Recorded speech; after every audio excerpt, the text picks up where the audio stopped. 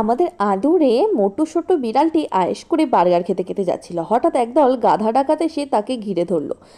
তাদের সর্দার বিড়ালটি সোনার চেনটা কেড়ে নিল, বার্গারটাও খেয়ে ফেললো। বিড়ালটিকে গাছের সাথে বেঁধে রেখে ডাকাতরা তার বড় ভাই বাঘকে ফোন করলো। মুক্তিপণ হিসেবে চাইলো 1 বাক্স সোনা। বাঘ তখন কনস্ট্রাকশন সাইডে কাজ করছিল। ভাইয়ের বিপদের কথা শুনে সে তক্ষুনি কাজে লেগে পড়লো। লোহা গলিয়ে সে নিজে হাতে খাঁটি সোনার বার তৈরি করলো।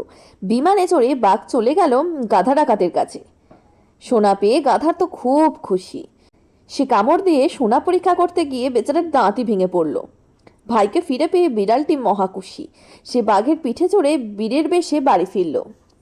কিন্তু গাধা ডাকাতেরা ছিল খুব লোভী। তারা চুম্বক দিয়ে সব সোনা হাতিয়ে নেওয়ার পরিকল্পনা করলো এবং দলবল নিয়ে বিড়ালের বাড়িতে রওনা দিল। তারা বিড়ালের বিচিত্র ঘরের ভিতর ঢুকলো আর সেখানে দেখলো সোনার বাক্সের বদলে রয়েছে একটা টাইম বোমা। দূরে দাঁড়িয়ে বিড়াল আর বাঘটি হাসছিল। বিড়ালটি রিমোট টিপতে ধুম, ডাকাতের আস্তানা উড়ে গেল। দুষ্টের দমন এভাবেই হয়।